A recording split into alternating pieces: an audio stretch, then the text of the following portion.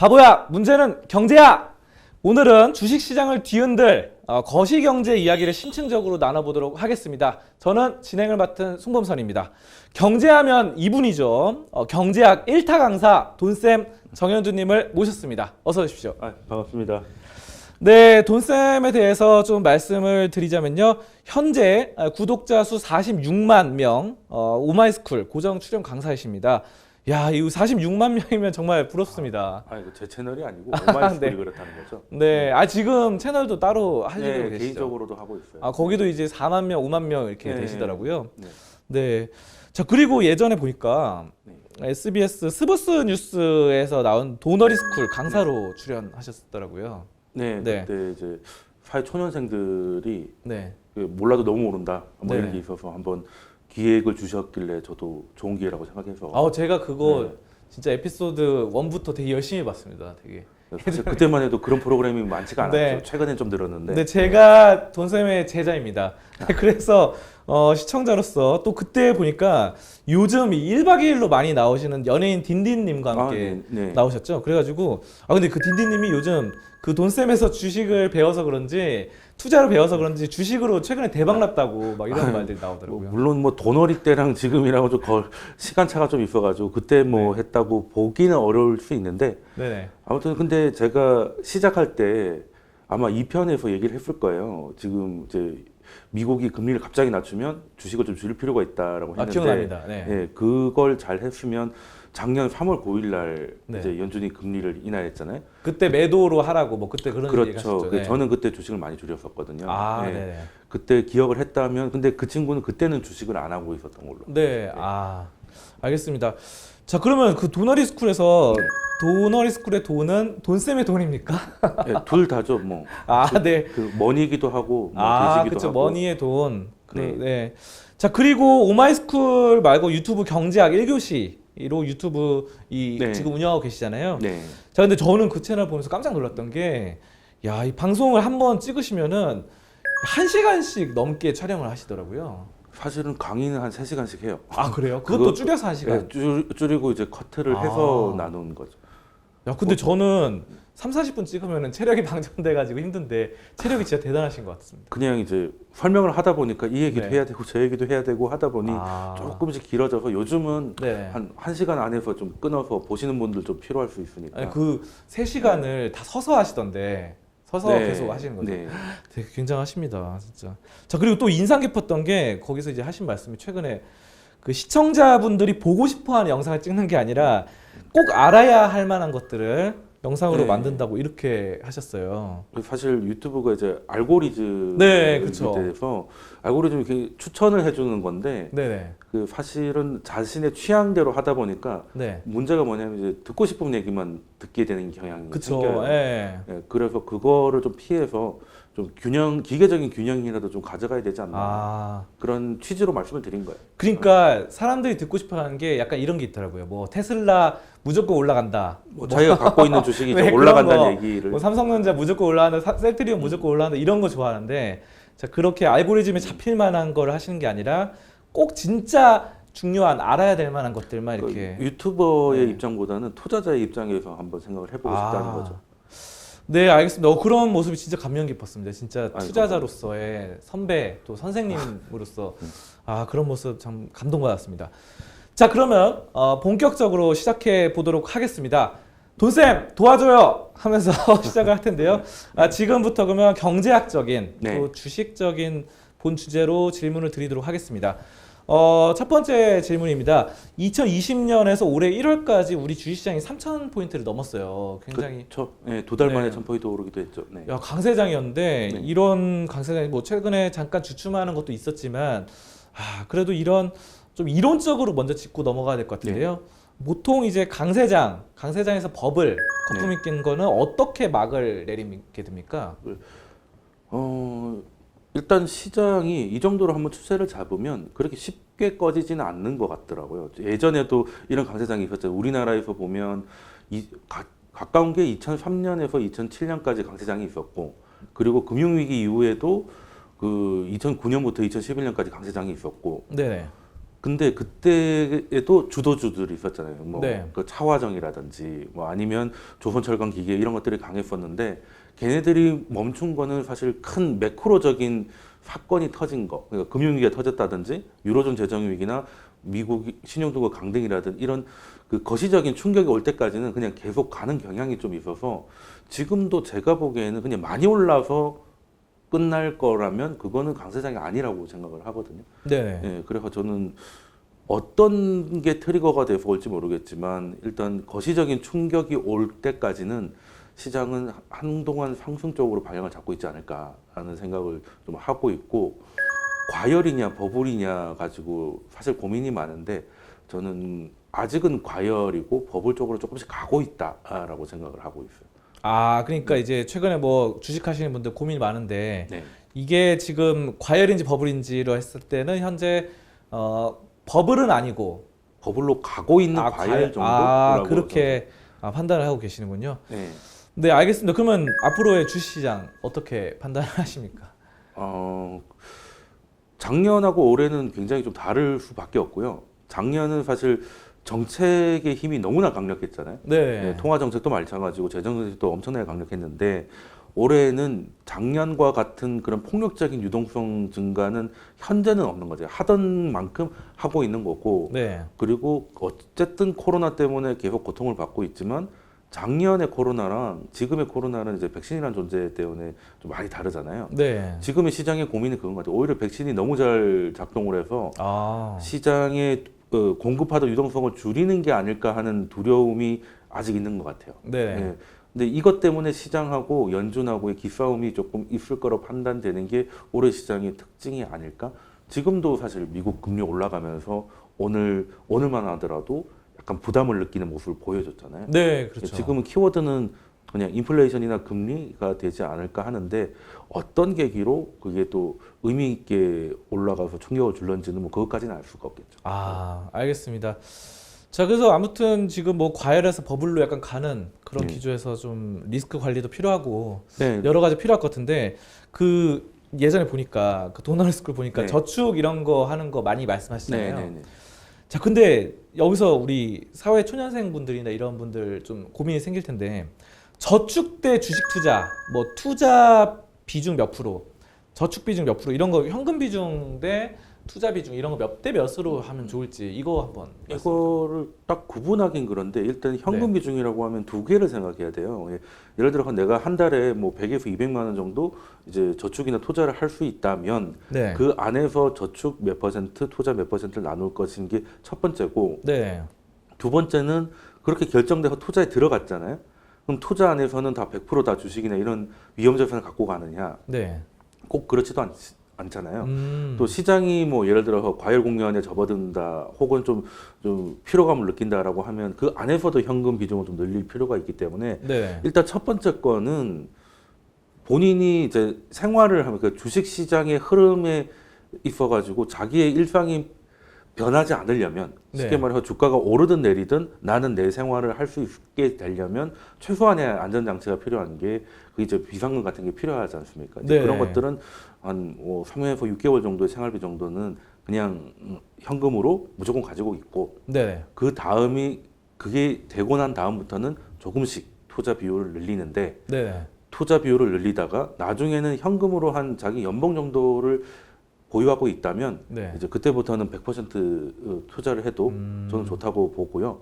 그 안에서 그 투자 안에서는 이제 시장의 흐름에 따라서 이제 뭐 20% 정도는 또 예탁금의 형태로 현금을 좀 가지고 있는 것도 두 가지 층은 좀 생각하셔야 될 것 같다는 거죠. 야, 그 점점 이제 투자금을 점점 늘려 나가는 뭐 이런 게 좋겠죠. 그렇죠. 네. 아무래도. 네.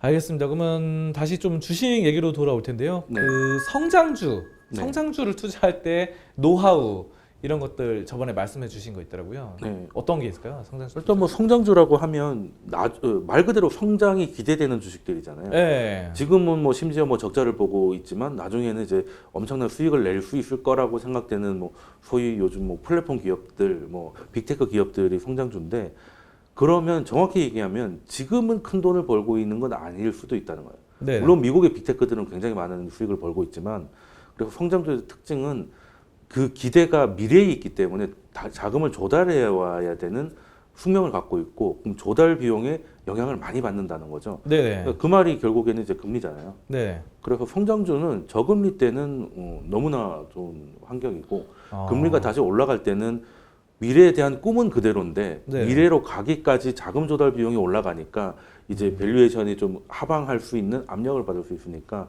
코로나 이후로 성장주들이 주도를 해왔잖아요. 뭐 네. 사실 뭐 금융위기 이후부터 계속 주도를 해왔었는데 그게 각도가 더 강해진 것 같은데 성장주 투자는 사실 금리가 저금리 상황이면 성장주가 주도주가 될 거라는 데는 크게 의심은 없고요. 네. 지금처럼 잠깐이라도 금리가 좀 올라가고라고 하면 소위 말하는 가치주들이 약간 이제 키 맞추기 정도가 네. 나오지 않나라는 생각을 하고 있어요. 아, 예. 그러니까 뭐 성장주랑 가치주랑 포트폴리오를 좀 이렇게 조합해서 하면 좋겠네요. 네, 조합하는 건 좋은데 이제 그 조합을 할 때 어디다가 무게 중심을 둘 거냐의 문제인데 네. 저금리 상황에서 이제 성장주가 아. 될 것이고 네.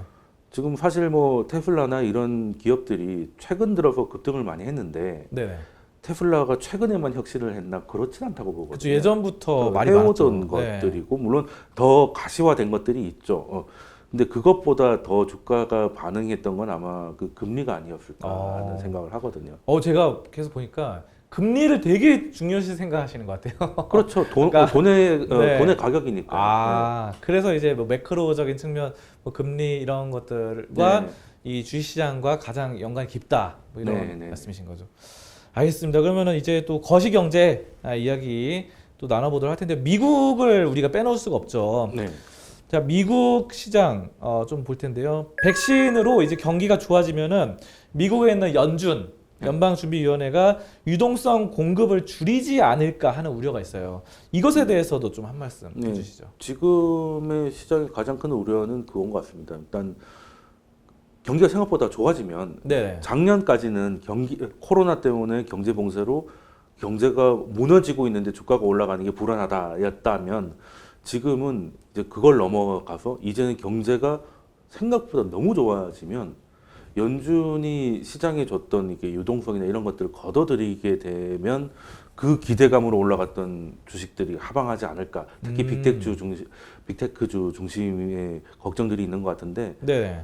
사실 경험적으로 봤을 때도 이럴 때는 뭔가 안 되기보다는 잘 돼서 문제가 되는 게 맞는 것 같긴 해요. 네. 그래서 지금 사실 아직은 뭐 결론을 내리기 어렵지만 이스라엘이나 뭐 미국 캘리포니아 이런 상황을 보면 좀 눈에 띄게 좀 내려가고는 있거든요. 네. 눈에 띄게 내려가고 있고 특히 이제 주목할 만한 건 중증 환자 증가율이 많이 꺾인 거죠. 그러니까 네. 그리고 백신이 어느 정도 동작을 하고 있고 그리고 치료법도 꽤 노하우가 쌓여서 어느 순간에는 저는 그런 생각을 하거든요. 그 더 이상 확진자 수가 뉴스에 나오지 않을 것이다. 아, 그렇죠. 옛날에 네. 신종플루나 그렇죠. 이런 거 더 이상 안 나오잖아요. 네, 이제. 그게 없어져서 뉴스에 네. 안 나오는 게 아니라 더 이상 중요하지 않아서 안 나오는 거거든요. 아, 그러면 그 정도까지 가면 네.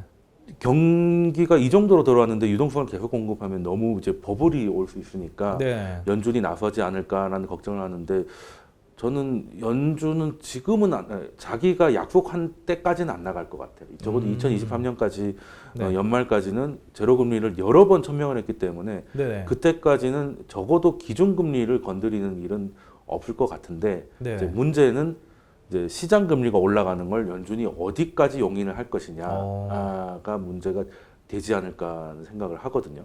그러니까 그게 최근에 뭐 테이퍼링 말이 계속 또 그쵸. 다시 나오잖아요. 그래서 뭐 10년 만에 2008년도 때 그때 테이퍼링 하다가 네. 또 다시 나오는데 이 테이퍼링은 당분간 없을 것이다 이렇게 보시는 거죠. 테이퍼링이 이게 정상화 과정의 순서가 있거든요. 네. 그러니까 일단은 뭐 양적 완화로 돈을 풀고 기준금리를 제로를 낮춰놨는데 그러면 양적 완화가 먼저 멈추고 그 다음에 이제 금리가 올라가는 게 순서거든요. 네. 근데 양적 완화가 지금 한 달에 1,200억 달러씩 공급이 되고 있으니 단칼에 그만두는 게 아니라 이걸 줄여나가는 걸 이제 테이퍼링이라고 하는데 네, 네.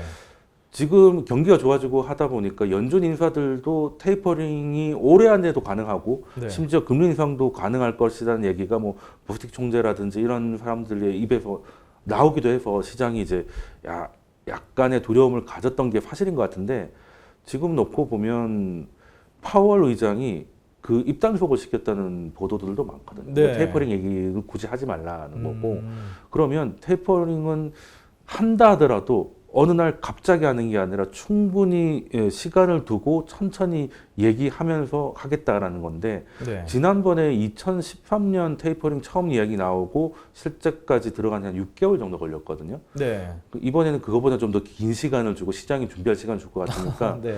제 예상은 뭐 내년쯤에는 테이퍼링 얘기가 나올 것 같고요. 아. 그리고 내년 연말이나 내년 초에는 테이퍼링에 일단 들어가고 이 스케줄이 계속 그냥 경기도 좋아지고 뭐 코로나가 더 이상 변수가 안 되면 한 24년부터는 실제 금리도 인상되는 사이클이 오지 않을까라는 생각을 좀 해보고 있어요.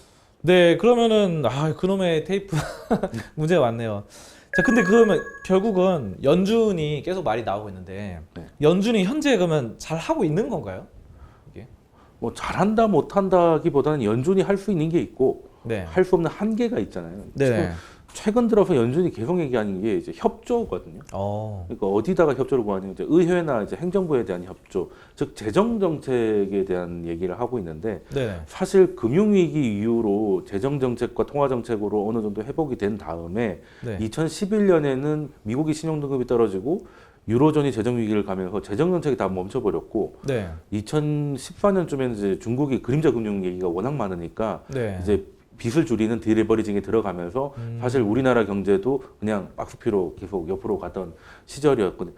그때는 경기를 통화 정책 혼자서 다 했거든요. 네. 예, 근데 그 부작용이 유럽과 일본에서 나오고 있잖아요. 마이너스 금리까지 갔지만 이렇다 할 효과가 없고 개선 효과가 없으니 이제는 중앙은행인 연준이 다 할 수 있는 게 한계가 있고 우리는 최대한 도와줄 거니까 당신들 즉 의회와 정부가 재정 정책을 써가지고 최소한의 인플레이션을 좀 일으켜달라라고 얘기를 하는 거죠. 네. 둘이 같이 가야 된다는 거고.